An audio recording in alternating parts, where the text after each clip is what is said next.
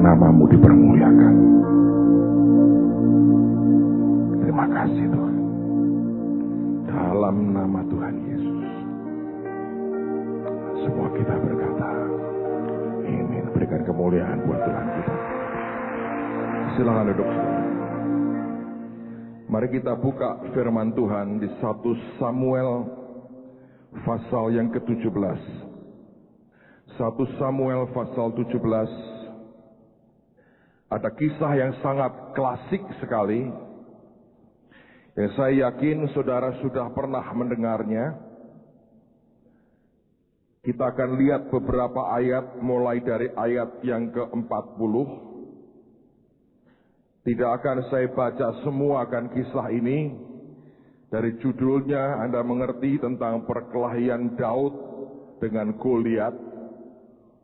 Tapi saya ingin saudara melihat sesuatu yang Tuhan mau berikan dan tunjukkan hari ini. 1 Samuel 17 ayat yang ke-40. Lalu Daud mengambil tongkatnya di tangannya, dipilihnya dari sungai, dari dasar sungai, garis bawahi, berapa batu saudara? 5 batu yang licin, dan ditaruhnya dalam kantong gembala yang dibawanya, yakni tempat batu-batu. Sedang umbannya dipegangnya di tangannya.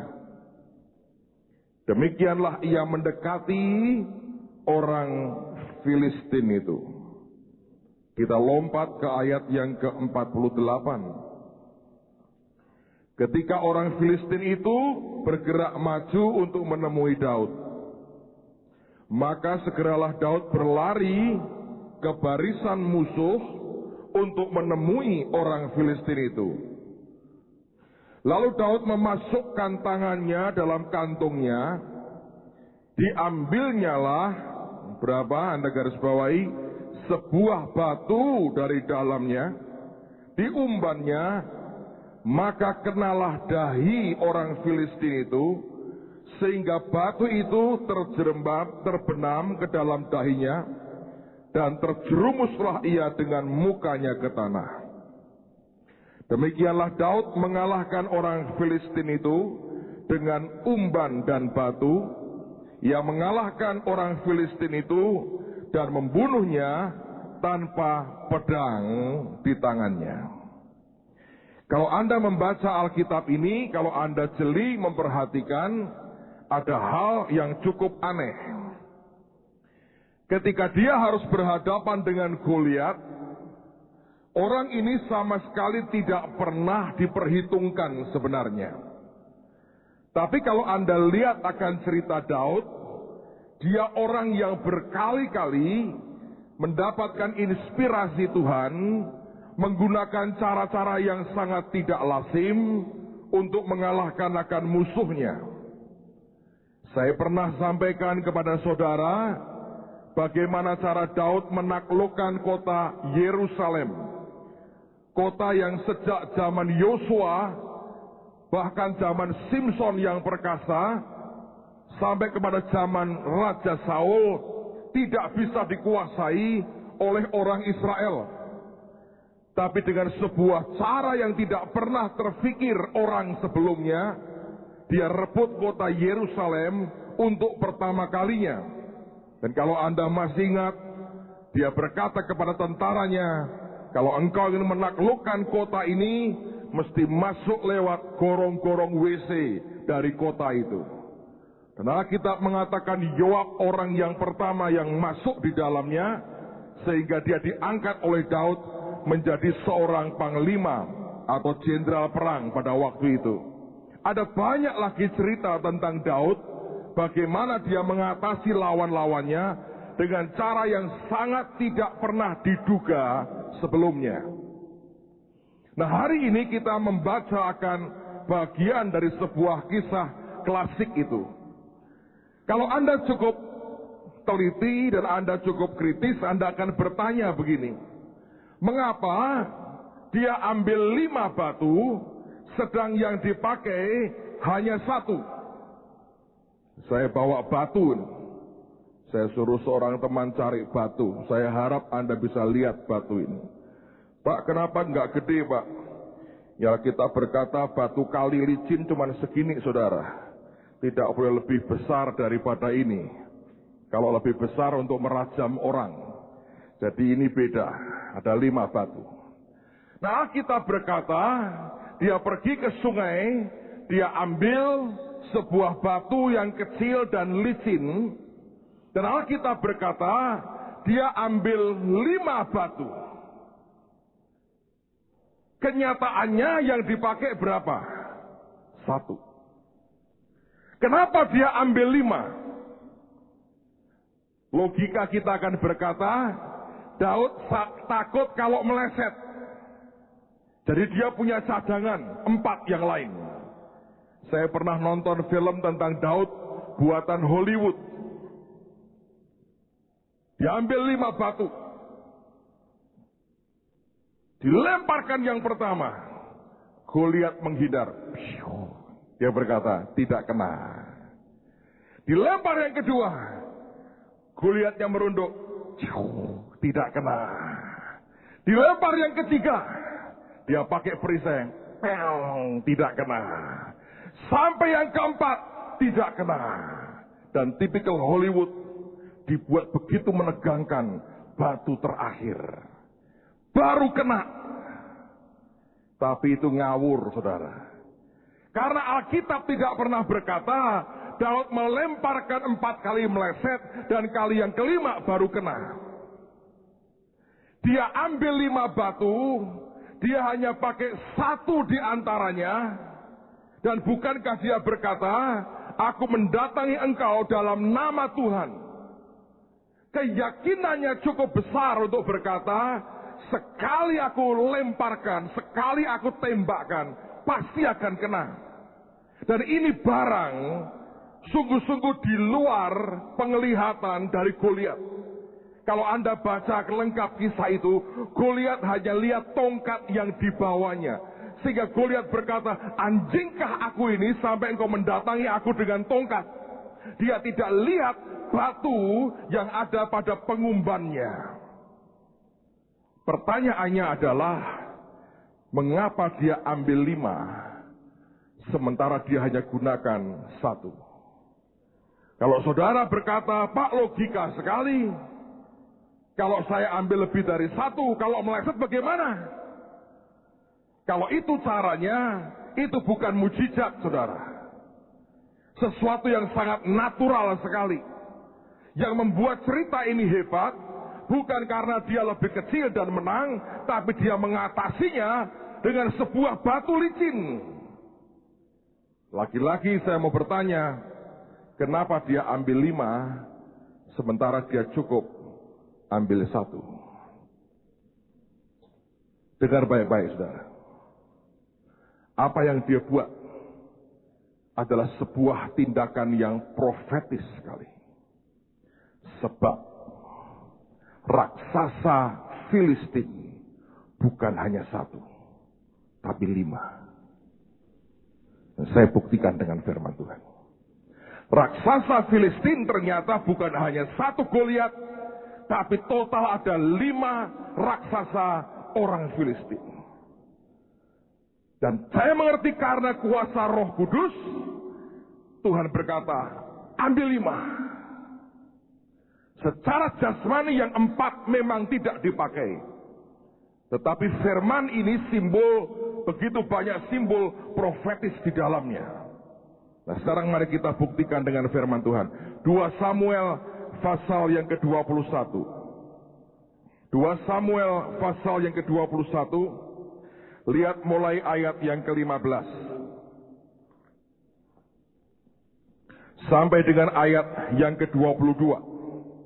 2 Samuel 21 ayat 15 sampai dengan ayat yang ke-22. Judulnya peperangan melawan orang Filistin.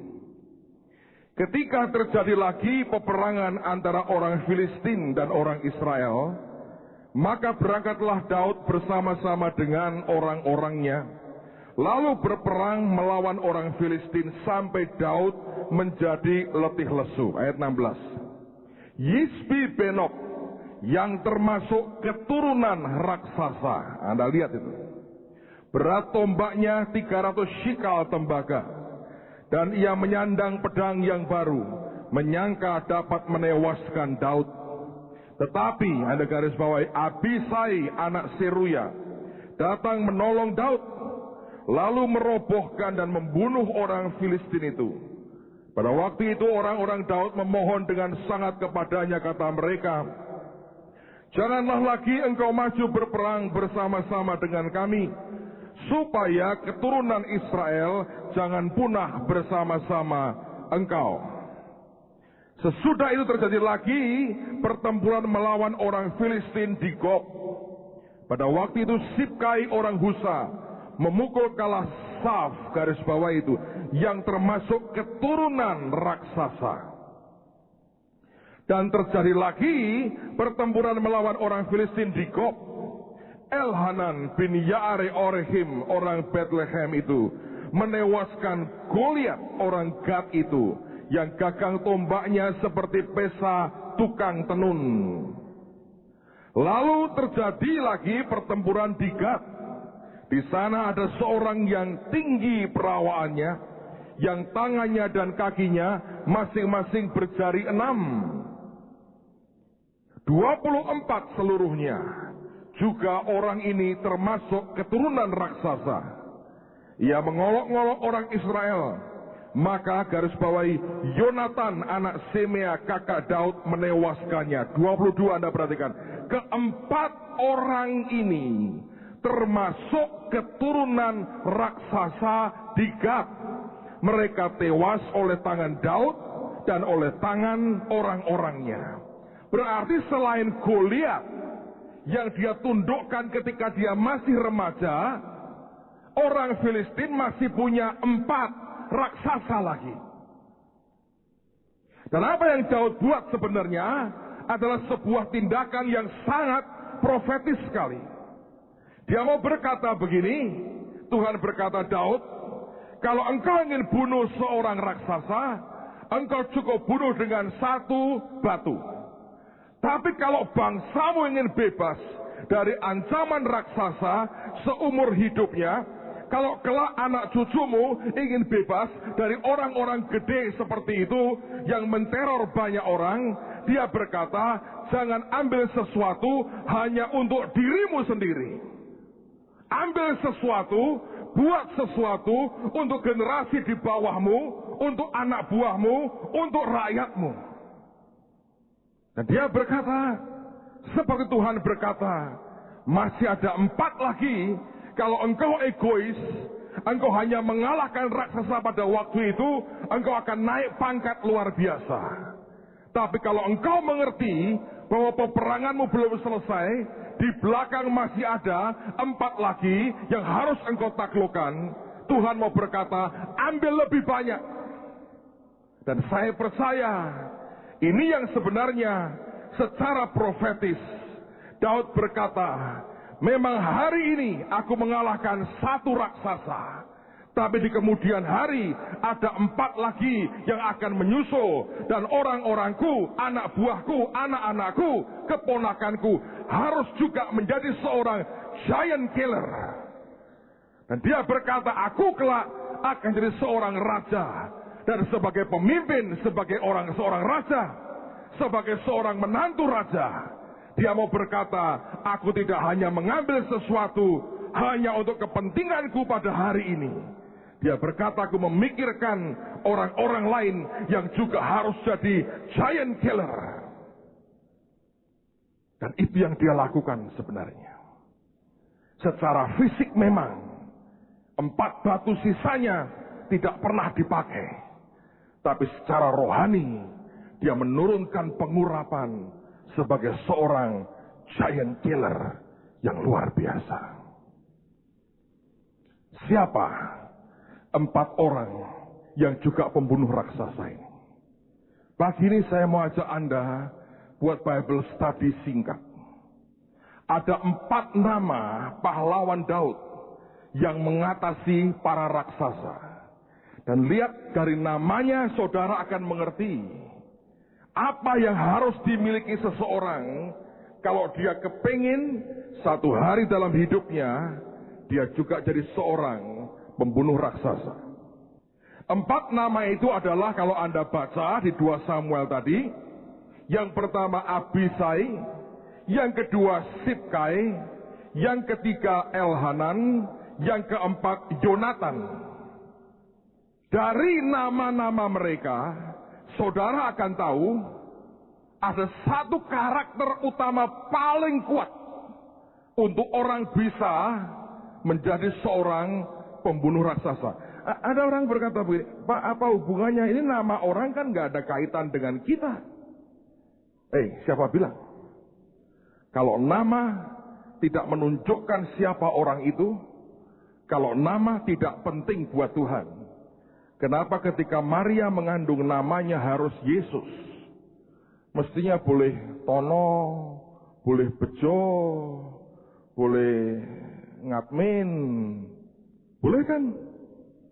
Kalau nama tidak penting, kenapa Zakaria harus memberi nama anaknya Yohanes?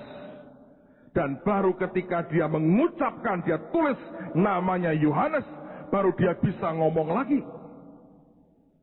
Kalau nama tidak penting, kenapa nama Simon harus diganti oleh Yesus dengan Petrus? Kalau Anda baca di Alkitab, nama itu mempresentasi sesuatu. Jangan berkata nama tidak penting, saudara. Saya baru pulang dari Bali kemarin beberapa hari, ada seminaran KKR, Tuhan kerja bagus sekali.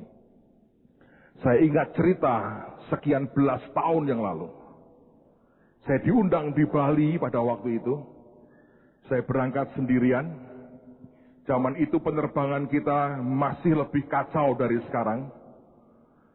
Saya khotbah hanya 1 hari, kemudian pagi-pagi saya terbang dari Bali ke Surabaya, kemudian saya dari Surabaya ke Semarang. Saya sudah reconfirm tiket saya. Jadi pagi itu saya diantar oleh seorang teman hamba Tuhan, Pak Timotius Arifin, antar saya sampai di airport di Ngurah Rai. Saya berkata, Pak, tinggal aja. Sudah saya reconfirm, tinggal saya masuk, toh saya tidak punya barang apa-apa, cuma nenteng tas kecil 1, nggak masalah buat saya. Pasti akan beres. Jadi saya sampai di depan counter penerbangan tertentu, saya nggak mau nyebut namanya. Lalu kemudian saya berikan tiket saya. Dia lihat tiket saya, dia lihat di daftarnya, petugasnya saya tahu dari namanya orang dari Jawa.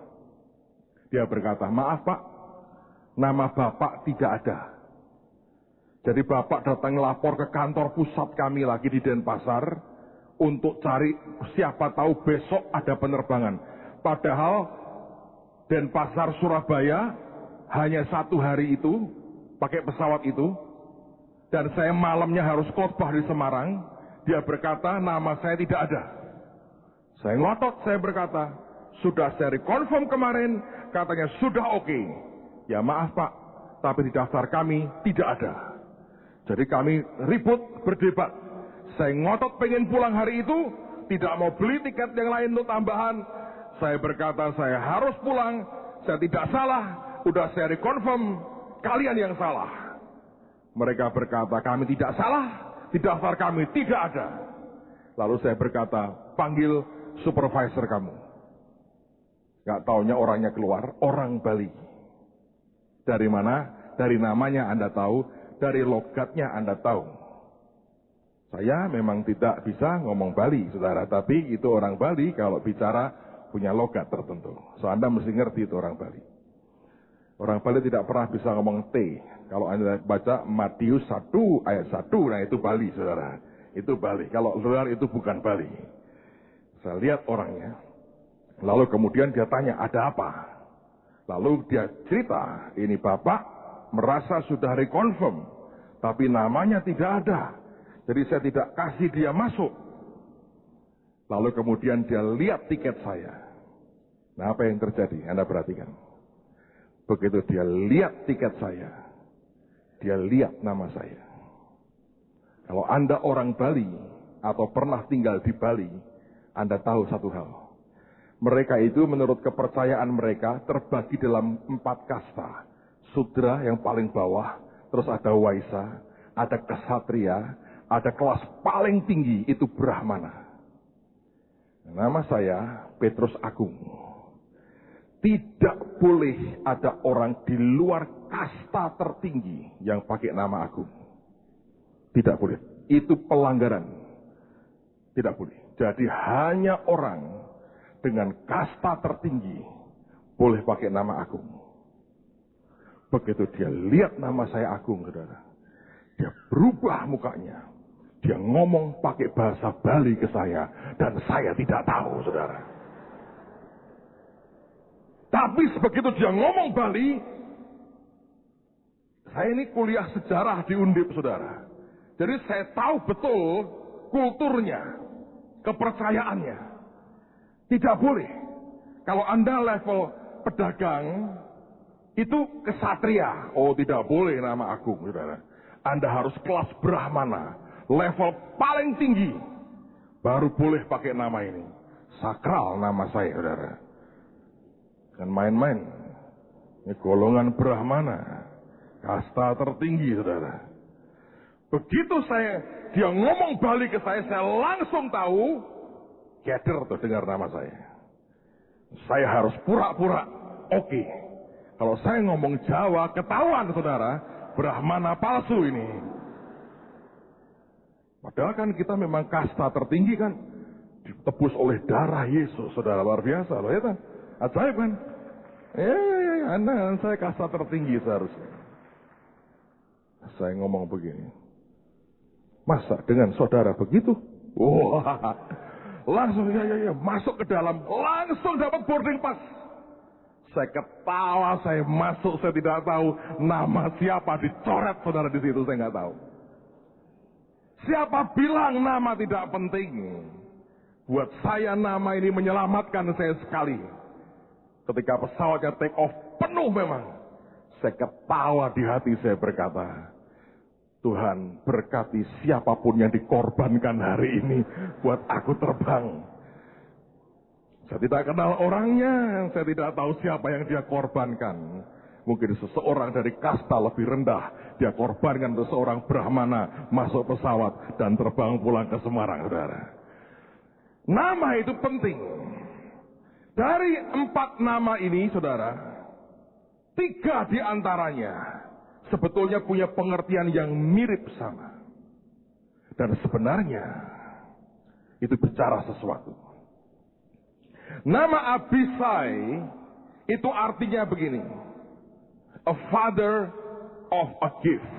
Atau generous, murah hati. Nama Abisai itu artinya murah hati.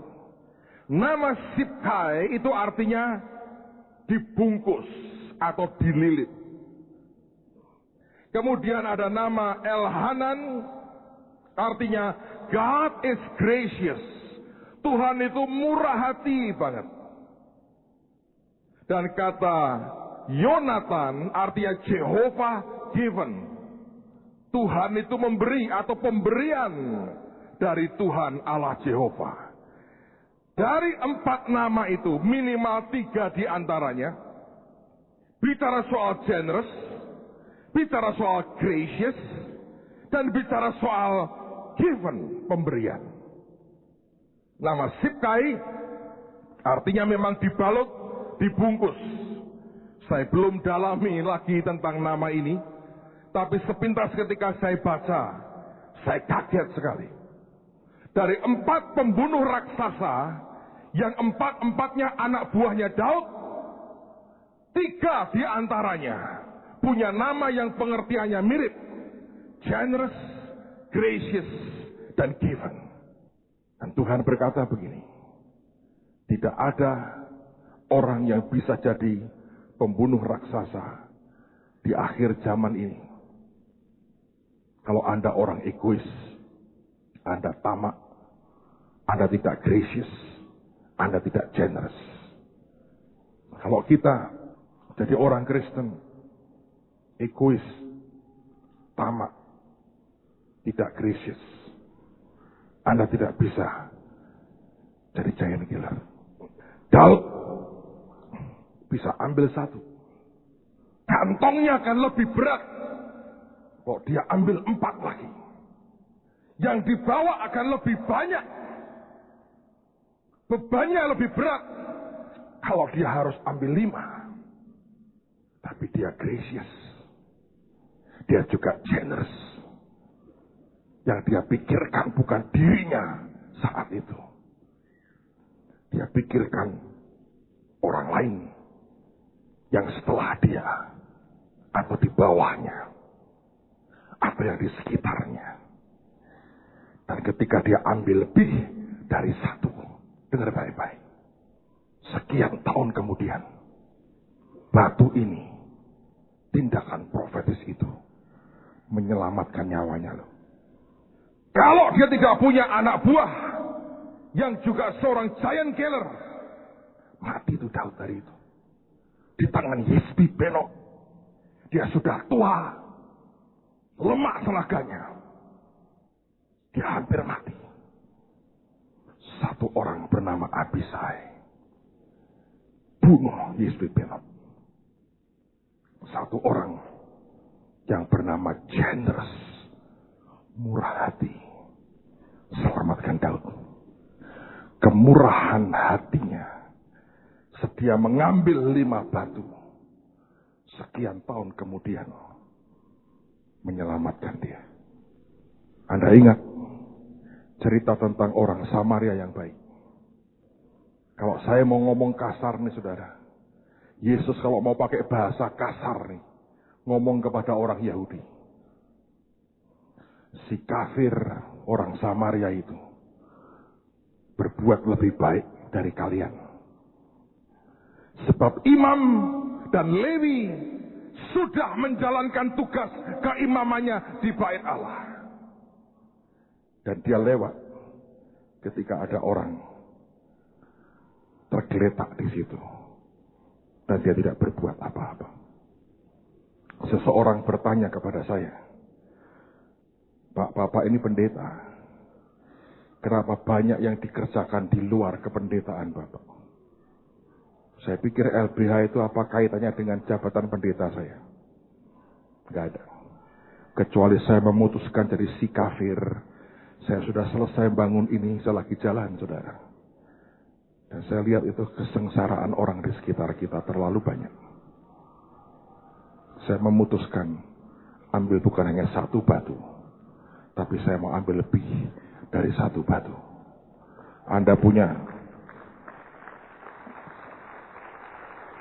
Saudara punya tugas-tugas pokok masing-masing. Ngurus dirimu, keluargamu, rumah tanggamu, kerjaanmu. Anda kerjakan semua dengan baik. Tapi itu artinya hanya 1 batu yang engkau ambil. Selama engkau berjuang hanya untuk dirimu sendiri. Saya berdoa Anda ambil lebih dari 1 batu. Dan siapa tahu satu hari kelak, justru itu akan menyelamatkan saudara. Ada seorang kaya di Inggris, sekian puluh tahun yang lalu. Dia seorang bangsawan. Bangsawan ini punya seorang anak, menjelang remaja, mungkin umur 10 tahun, laki-laki. Dan anak ini namanya Winston Churchill. Bangsawan ini punya rumah yang besar, dia punya kolam, dia punya semuanya. Satu hari dia terima kerja seorang pria yang membutuhkan akan pekerjaan. Dan orang ini berkata, Tuhan, bolehkah saya kerja di sini sebagai apapun? Ayah Winston Churchill berkata, boleh, kamu jadi tukang taman. Kamu kerja yang betul. Anda tahu di Inggris, ketika Anda seorang bangsawan, aturannya sangat ketat. Anda harus pakai seragam, pakai pakaian tertentu. Cara menyapanya, cara hormatnya, aturannya, semuanya harus rapi. Tapi bapak ini, setelah kerja 1 hari, datang lagi kepada majikannya. Dia berkata, Tuhan, aku punya anak tunggal, laki-laki. Umur juga kira-kira 10-11 tahun. Kami sangat miskin, Tuhan. Anakku tidak sekolah. Kalau aku kerja dari pagi sampai sore, aku harus tinggal dia di rumah sendirian. Aku tidak tega. Bolehkah aku bawa anakku waktu aku kerja? Normalnya orang berkata tidak. Karena itu di luar aturan tradisi kebangsawanan. Pekerja semua ada aturannya. Tidak dengan gampang bawa anaknya masuk ke tempat rumahnya tanpa tujuan yang jelas. Tapi ayah Winston Churchill ini, dia berkata, boleh. Dia ambil lebih dari satu batu. Sekalipun mungkin teman-temannya berkata, siapa anak itu? Ngapain di sini? Ganggu kerjaan orang tuanya. Merugikan kita sebagai majikannya. Tapi hari itu bapak ini berkata, boleh. Anda tahu apa yang terjadi? Satu hari, Winston Churchill kecebur kolam, saudara. Dan dia tidak bisa berenang. Tidak ada orang tahu. Tapi anak tukang kebun ini lihat. Begitu dia lihat anak majikannya kecebur kolam, dia tidak teriak, tidak ngomong panjang, dia lari. Dia ceburin kolam itu. Dia tarik Winston Churchill ini. Dia seret ke tepi. Sampai itu heboh seluruh rumah. Dan semua orang tahu Winston Churchill nyaris mati ditolong oleh anak tukang kebun ini. Kalau hari itu bapaknya berkata, tidak, lu kerja dengan baik, aku punya aturan di sini. Anakmu urusanmu. Itu juga bukan kejahatan, saudara.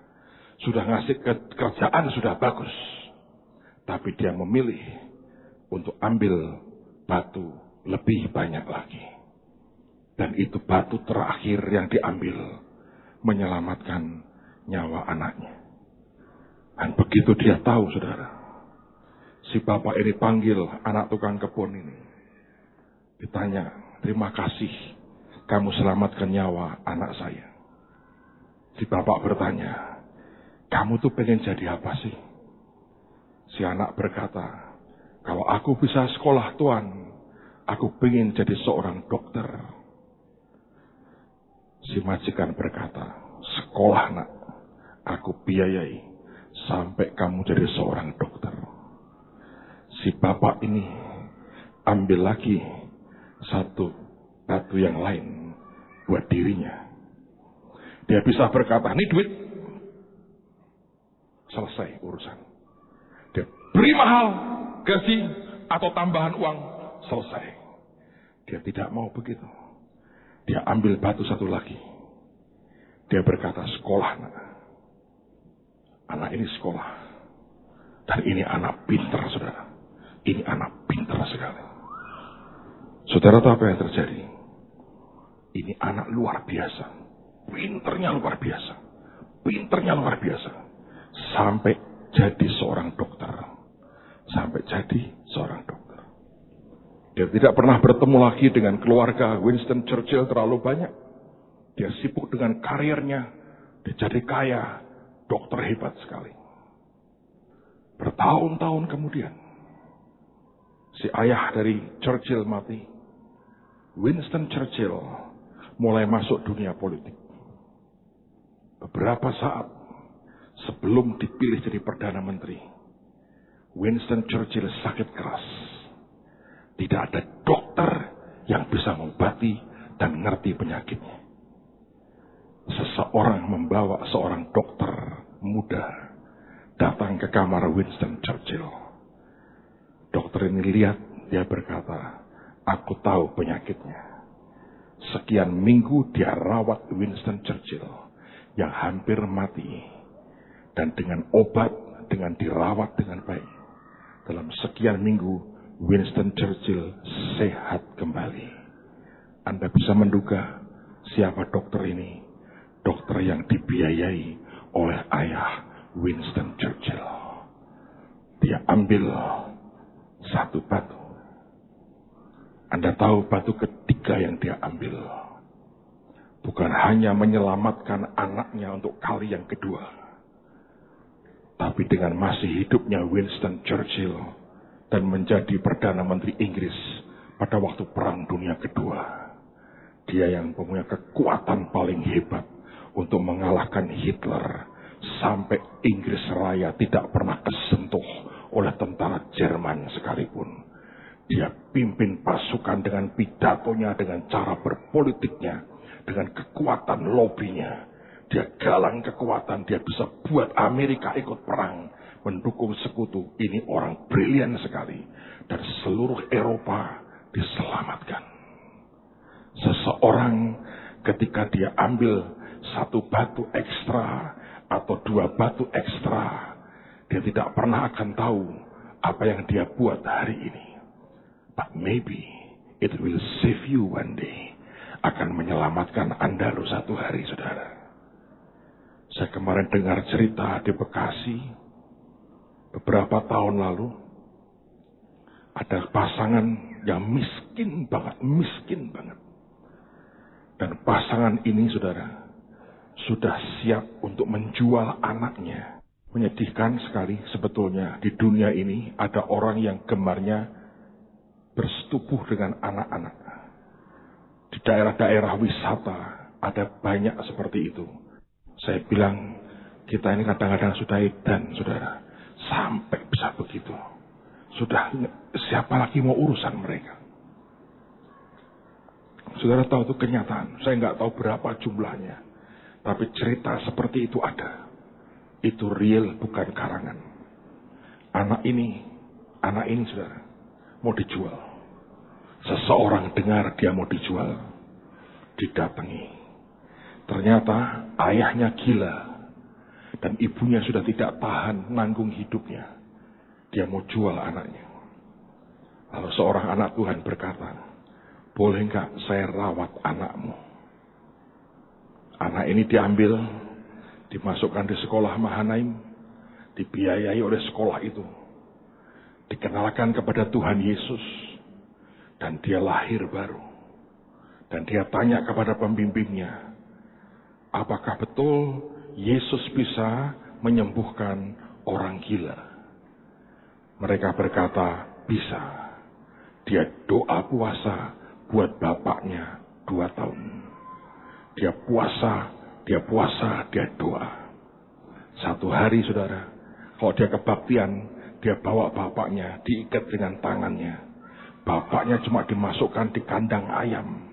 Tidak ada orang mau jamah dia. Makanan cuma dilempar dari luar. Karena bisa begitu mengerikan. Tidak ada yang memandikan dia. Tapi anak ini, dia mulai mandikan bapaknya. Dia bawa ke gereja, diikat dengan badannya dengan tali, supaya tidak kabur. 2 tahun, saudara. Dia doain bapaknya. Ibunya sudah nggak tahu harus berbuat apa. Sampai mau jual ini anak. Ajaib loh, saudara. Satu hari dia berdoa, dia cerita, aku lihat surga kayak langit kayak digulung, katanya. Aku lihat Tuhan Yesus.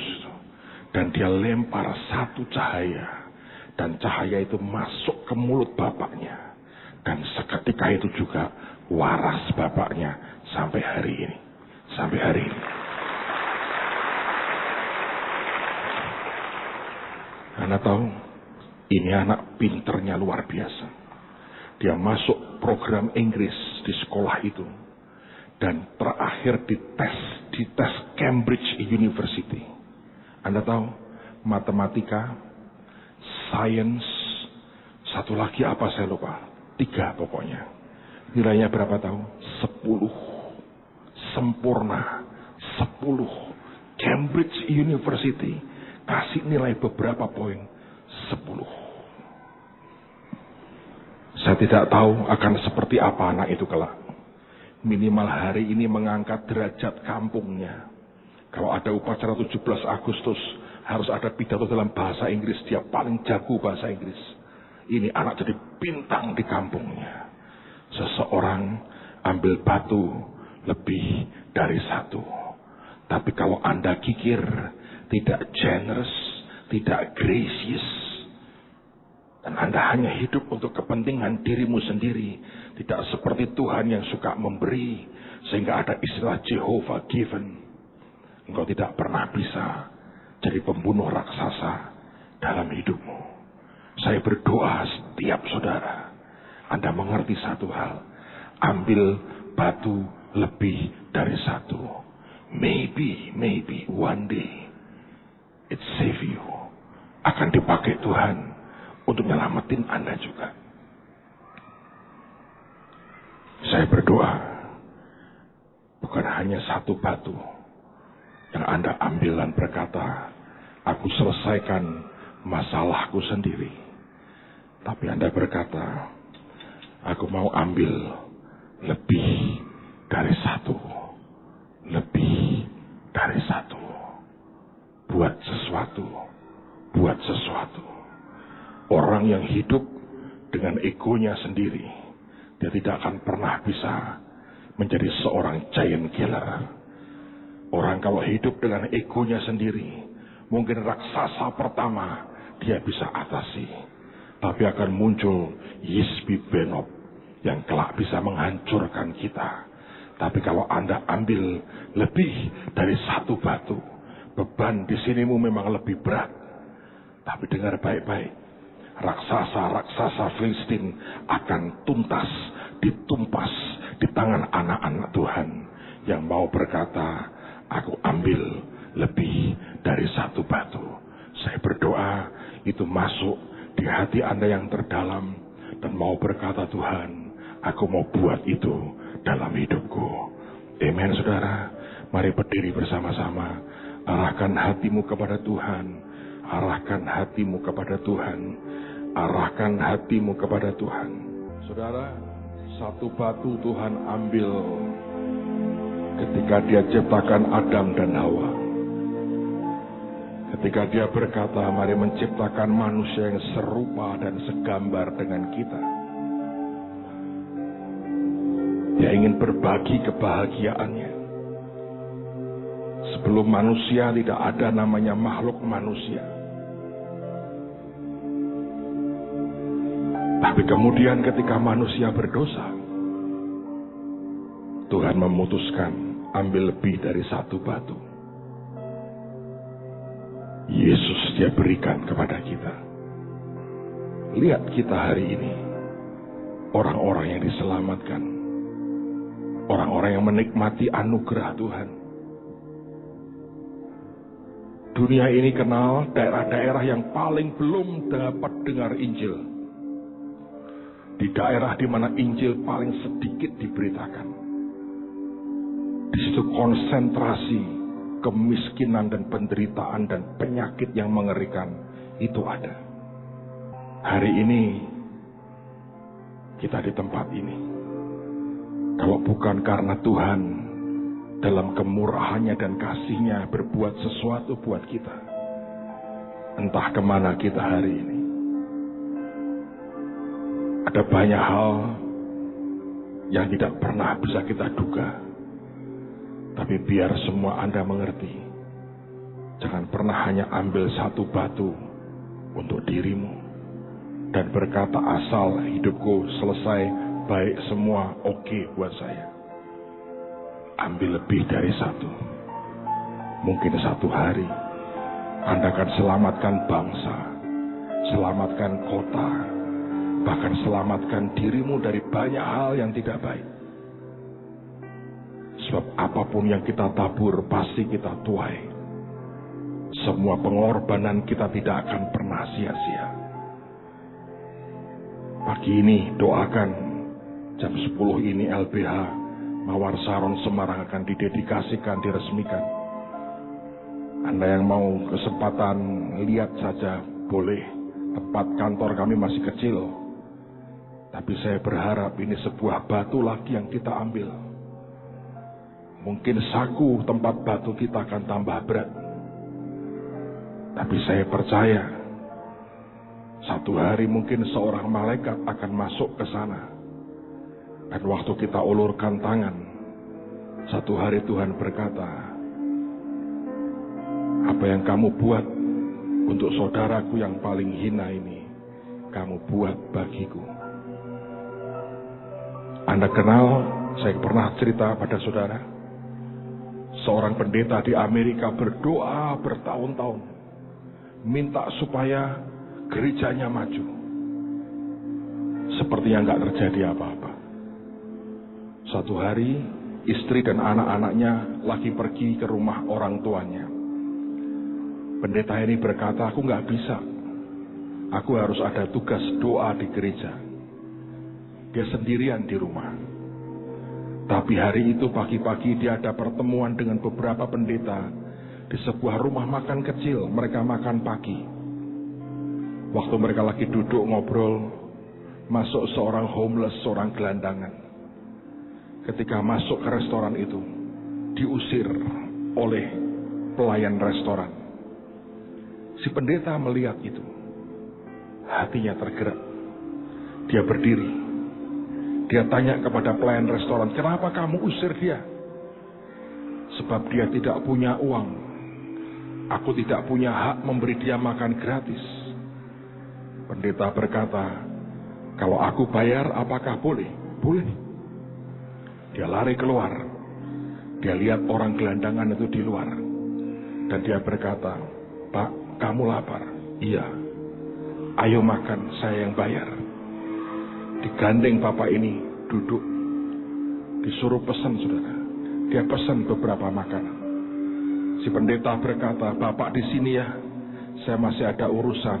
Nanti Bapak makan, selesai Bapak boleh pergilah. Nanti saya bayar.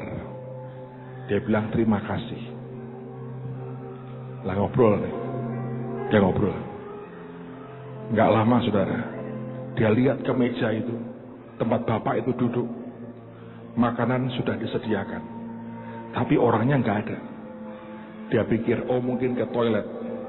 Dia ngobrol lagi. Dia lihat lagi. Masih tidak ada. Dia berdiri, dia penasaran. Dia tanya kepada pelayannya, mana Bapak ini? Nggak tahu. Pokoknya kan Bapak minta disediakan, dia pesan, saya beri. Dia kejar keluar, nggak ada. Dia ke toilet, nggak ada. Sampai dia pulang, nggak ada. Dia bayar bilnya, tagihannya. Malam harinya, pendeta ini di rumah, di kamar sendirian. Dia lagi baca Alkitab, dia lagi berdoa. Tiba-tiba seseorang mengetuk pintu kamarnya. Dia kaget, sebab pintu luar tertutup. Dan sebelum dia bisa membukakan, itu pintu terbuka sendiri, saudara. Dan yang berdiri di depan pintu adalah gelandangan tadi. Dengan senyum dia berkata, aku lapar dan kamu memberi aku makan. Dan lenyap di depan matanya. Anda tahu yang terjadi? Dalam waktu sangat singkat, gerejanya berlipat kali ganda jemaatnya. Tuhan berkati, Tuhan jawab doanya dengan cara yang luar biasa. Kalau ada orang bisa ambil satu batu lebih, 2, 3 mungkin, maybe Anda sedang berbuat untuk malaikat dan atau bahkan untuk Tuhan sendiri. Kalaupun tidak, tetap yang kau tabur akan kau tuai. Tetap dianggap Tuhan, engkau buat sesuatu bagi dia. Saya berdoa, hati juru selamat itu ada di hati kita. Jangan lagi jadi orang egois. Ambil lebih dari satu batu, supaya Anda bisa punya hati seperti yang Yesus mempunyai. Amen, saudara. Mari angkat tangan sama-sama. Memintakan berkat bagi anak-anakmu pagi hari ini, Tuhan. Memintakan berkat bagi anak-anakmu. Dan pagi hari ini biarkan hati penyelamat, juru selamat kami itu tinggal dalam hidup kami. Terima kasih Tuhan, terima kasih. Ini sebentar kami juga mau bawa korban persembahan kami. Ini lebih dari satu batu kami berikan kepadamu hari ini. Kami mau ambil tanggung jawab kami lebih lagi ya Tuhan. Kami ambil 2, 3, 4, 5 batu. Supaya setiap hari hidup kami itu memberkati banyak orang. turunkan anugerah-Mu kepada anak-anak-Mu. Biar hati juru selamat kami itu masuk dalam hidup kami. Thank you Lord, terima kasih. He's the Savior of my soul. Sembah Tuhan kita. Thank you Lord. Katakan sama-sama, He's the Savior.